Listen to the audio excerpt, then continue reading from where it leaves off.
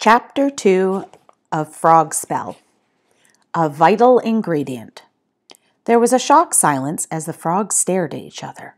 "Well, that was quite spectacular, wasn't it?" said Ferocious grumpily. "You two never stop arguing. No wonder things go wrong. And now here I am, horrid and small and slimy, and worst of all, with no tail." "Ferocious, you can talk," sputtered Max. "Of course I can talk," said Ferocious with scorn. "I always could. It's just you couldn't understand me before, because you're not a rat. And neither am I anymore, thanks to you," he added, stretching out one webbed foot and looking at it gloomily. "Well," said Olivia, recovering rapidly from the shock of being small, fat, and purple, "you seem to have actually done a spell, Max. Blow me down with a puff of bat squeak breath. Now, what are you going to do?" Max put his head to one side and considered. "Well, personally, I think you look much better as a frog, Olivia, so I'm not sure I'll be doing anything. And besides, it's your fault the wrong stuff got in the spell, so maybe it's you that should be doing something." Olivia narrowed her eyes and was about to give Max a piece of her mind when a small fly buzzed past. In a blink, her tongue whipped out and pulled the fly in, and her mouth shut on it like a trap. She chewed thoughtfully. "Wow, I can't believe you just did that," said Max, awed. Olivia licked her lips. "Neither can I, but it was delicious, like a flying strawberry ice cream." Max looked around to see if he could spot another. Once you started to look with super-enhanced fly-spotting frog vision, you could see they were everywhere. Soon, Max and Olivia were snapping up flies like experts and discussing whether they taste more like strawberry ice cream or blueberry crumble. "Ahem! When you two have quite finished," said Ferocious after a few minutes, "maybe we could get back to the issue of how we get change back. I don't want to spend the rest of my life as a frog. I liked being a rat." Max regretfully let a particularly juicy-looking fly escape and turned to Ferocious. "I don't know. I suppose I could look in my spell book, but as far as I know, no one has ever found a spell to turn people into frogs before. So there's not likely to be a spell to turn them back." "I thought people got turned into frogs all the time," said Olivia, surprised. "No, that's just in fairy stories," said Max scornfully. "Oh, great," said Ferocious. "I'm a frog, and it's not even a spell anyone knows anything about because it's never been done before. Great." But Max was not listening. He was standing completely still, thinking over what he'd just said. No one has ever found a spell to turn people into frogs before. No one has ever. "That's it," he sputtered. "A reversal spell?" said Olivia hopefully. "No, idiot, I've invented a new spell. No one's ever done it before. I'm going to win the novices spell-making competition. I'm going to beat Snotty Hogsbottom. And Dad will have to let me train to be a wizard and stop all this stupid night nonsense.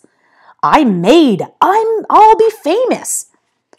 Except no one will know it's you who's won, and you won't be allowed to enter anyway, because in case you haven't noticed, you're now a frog," Ferocious pointed out. Max came back to earth with a squelch. Ferocious was right. He couldn't enter the novices competition as a frog, and he could only imagine that what Mum and Dad would say if they returned to find their children gone without a trace and 3 multicolored frogs in their place. How could he change them back? He needed a plan. "I suppose we could look in the spell book," he said at last. "There might be some kind of general reversal spell?" The 3 frogs hopped across the flagstones to where the spell book lay open on the floor. Turning the stiff yellowed pages with webbed feet was not the easiest task. Reading the words was even more difficult. Frog vision might be fabulous for picking out flies in a dark cellar, but words just look like blurry squiggles. "I think this one says something about a reversal spell," said Olivia, sticking her tongue out in concentration. "Don't ask me," said Ferocious. "I couldn't read as a rat, and I definitely can't as a frog. It's up to you two." Max pored over the spell. Olivia was right. There was something there. "A general reversal spell for most charms and hexes," he read slowly. That might do it. What are the ingredients?" "Cobweb fronds, rose-tinted sunset powder, ground hedgehog spines, and black peppercorns," said Olivia, squinting. "Black peppercorns," said Max in horror. "But they're kept in the kitchen." Olivia's round frog's eyes looked at him sympathetically. Oh dear, Max, in the kitchen, but seeing as you're the one that got us into this mess, I guess that means... No, howled Max, I can't. I'll have to get past Mrs. Mudfoot, and she's bound to put me in a stew or squish me into frog jam or worse.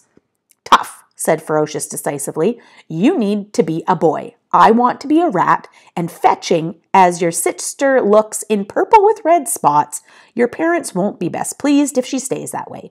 Face it, Max, it's for the greater good. So, Max crept along the corridor leading to the kitchen, staying as close as he could to the damp gray stone walls and hoping the shadows made his bright orange coloring a little less noticeable. The heavy oak door to the kitchen was half open, and behind it he could hear Mrs. Mudfoot muttering to herself. Namby-pamby vegetable soup, huh? Need some nice cow's brains in there. Give it a bit of flavor. Max poked his head around the door. He could see a large bottom poking up in the air as the cook bent over to pick up bunches of muddy carrots from the basket at her feet. Her long gray skirts hung in grimy folds, and he could see her meaty hands grabbing 2 bunches from the pile. He really didn't want to get anywhere near those hands. Wash 'em, she says, when the mud's the only bit with any taste. Fussy beggars, bit of mud never hurt anyone. She turned to the sink and dipped the carrots in some water for the blink of an eye, then dumped them onto the long wooden table and began to chop them with a huge meat cleaver. Chop, chop, chop. With each chop, Max flinched. He crept around the door and tiptoed, as much as he could with webbed feet, into the shadow of the big spice cupboard. This was where the pepper would be. Nearly there now. All well so far. He swallowed. Who was he kidding? The most difficult part was still to come.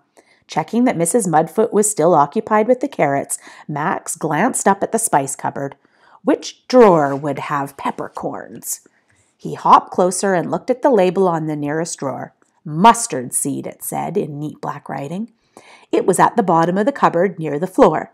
Just above was saffron, and across from that was frog's legs. Max shuddered. Then he spotted it. The pepper drawer, right at the top of the cupboard, in full sight of Mrs. Mudfoot's gleaming black eyes. Max nearly gave up there and then. He really couldn't see any way he was going to get to that drawer, let alone get it open, get the peppercorns out, and escape from the kitchen without being squashed into a frog pancake or put in the soup to give it some flavor. He sighed. Maybe he would be better off just heading for the castle pond and making friends with the other frogs. He could spend the rest of his life happily jumping from lily pad to lily pad and eating apple crumble-flavored insects.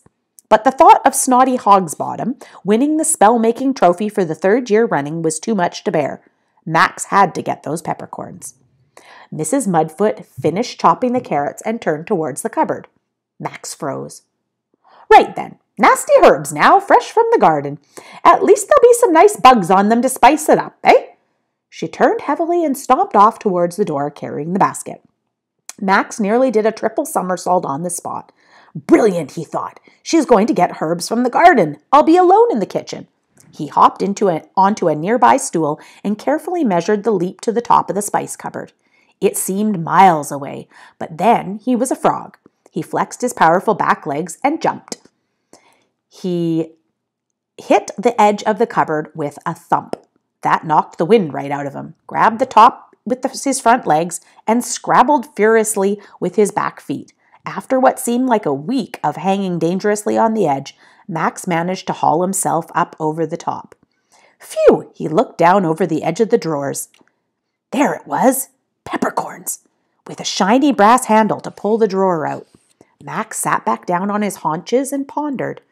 Being a frog rather than a boy, and being on top of the cupboard rather than in front of it, made opening the drawer just a little bit trickier. At last, he decided the best way would be to lie on his stomach and push the drawer open with his back legs. Max stretched out flat and hooked his back feet into the brass handle of the drawer. Then he took a deep breath and pushed. The drawer went flying open, and he slid helplessly after it across the shiny surface of the cupboard until he was just clinging onto the edge with all of his strength. Just then, he heard the door open and Mrs. Mudfoot come into the room. Max looked up. His front feet slipped, and he plunged face first into the darkness of the peppercorn drawer. Oh no, so now he's stuck in the drawer, and he's a frog. He can't push the drawer open. What is he going to do? How's he going to get out? Can you guys think of a way that he might get out? Could he use any sort of things in the drawer to help him? Maybe you guys can draw me a picture of how he might get out. Or maybe he could build something that could get him out. Can you guys try drawing it or building it out of Lego and show me in fresh grade? That's all for this chapter.